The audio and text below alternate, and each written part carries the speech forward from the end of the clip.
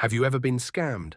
Maybe you got tricked by a shady online deal, or maybe you've been lucky so far. But imagine getting conned so brilliantly, so completely, that even governments, banks, and entire economies fell for it. Some of history's greatest con artists weren't just liars, they were master manipulators who changed the world with their deception. From selling landmarks that weren't for sale to faking entire royal identities, these criminals made millions by preying on human greed and gullibility. Stay tuned, because today we're counting down the top 10 greatest con artists in history. And trust me, you won't believe what our #1 scammer managed to pull off. Number 10. Stealing the Mona Lisa. Eduardo de Valfierno. Most con artists actually pull off their scams. Eduardo de Valfierno, not so much. Yet despite being a failure, he still managed to cement his place in history through sheer audacity. Valfierno claimed to be the mastermind behind one of the most famous art heists of all time, the theft of the Mona Lisa in 1911. But here's the catch: he never actually had the painting. Instead, he hired an Italian handyman, Vincenzo Perugia, to steal it from the Louvre. While Perugia successfully walked out with the legendary artwork,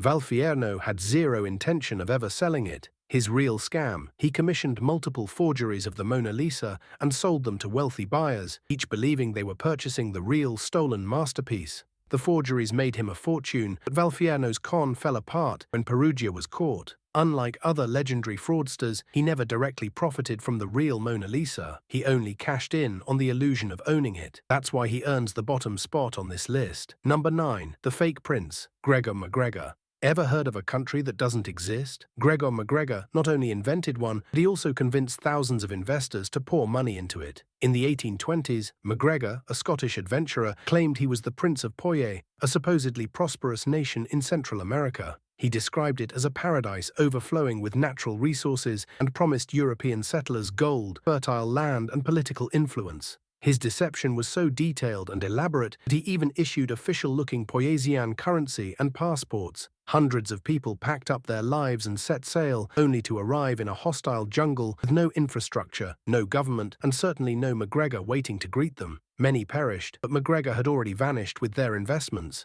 His ability to sell a dream that never existed makes him one of history's most creative con artists. Number 8. The man who sold the Brooklyn Bridge. George C. Parker. George C. Parker was a legendary New York swindler who made a fortune by repeatedly selling the Brooklyn Bridge to unsuspecting immigrants and businessmen. He would forge deeds, legal documents, and even pose as a city official to convince buyers they were purchasing exclusive rights to the bridge. His victims, believing they now owned one of America's most famous structures, would often try to set up toll booths, only to be promptly removed by the police. And the best part? Parker didn't just do this once or twice. He allegedly pulled the scam for decades, selling the bridge multiple times a week. Eventually, he was caught and sentenced to life in Sing Sing prison, but his name remains legendary in the world of deception. His scam was so famous that the phrase "I've got a bridge to sell you" became a permanent part of American slang. Number 7. The woman who fooled New York high society. Cassie Chadwick. In the early 1900s, she managed to fool banks, businessmen, and socialites into believing she was the secret, illegitimate daughter of billionaire Andrew Carnegie.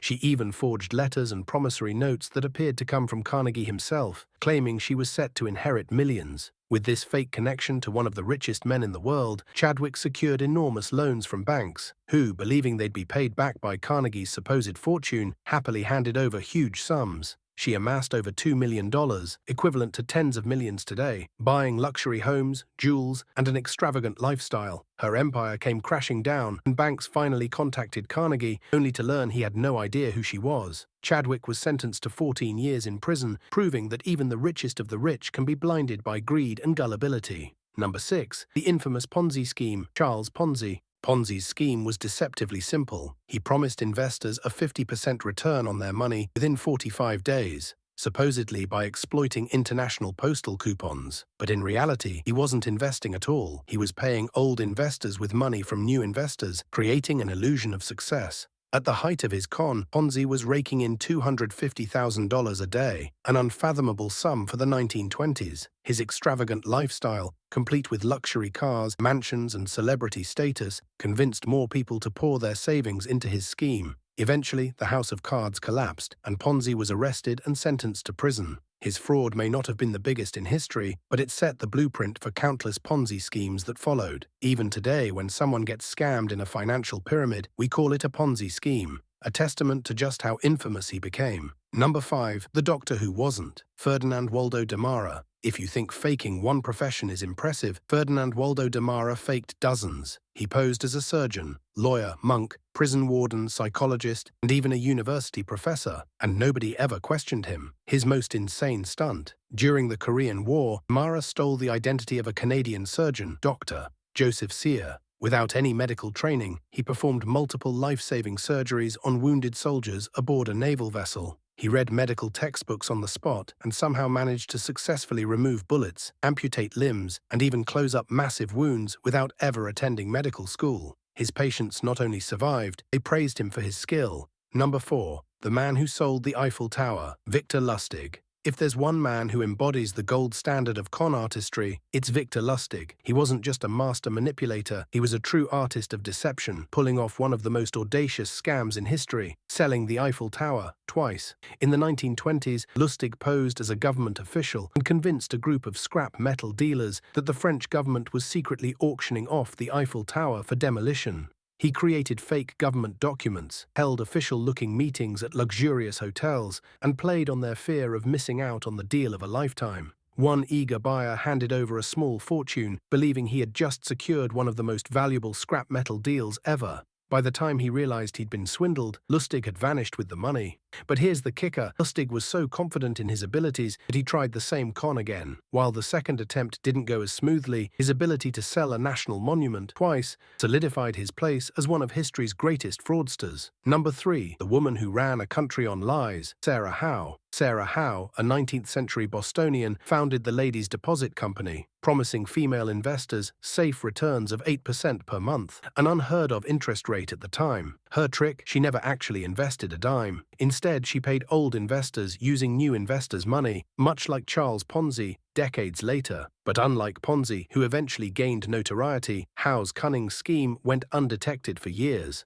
Howe's success lay in her ability to manipulate social norms. During an era when women had limited access to banking, she positioned herself as a champion for women's financial independence. This false sense of security led many to trust her blindly, until the scheme inevitably collapsed. When authorities finally caught up with her, she served time in prison. But guess what? After her release, she did it all over again, running yet another fraudulent investment scheme. Her ability to convince an entire generation of women to trust her with their life savings makes her one of history's most fascinating con artists. Number 2. The man who became a fake Rothschild, Count Victor Lustig. Count Victor Lustig, not to be confused with the Eiffel Tower con artist of the same name, posed as a member of the ultra-wealthy Rothschild banking dynasty and manipulated international finance markets without actually owning a penny. Lustig's genius lay in his understanding of human psychology. By simply dressing the part, speaking with authority, and dropping the right names, he was able to secure massive bank loans, all while never proving he had any real wealth. He convinced banks, investors, and even government officials that he had access to unlimited financial power.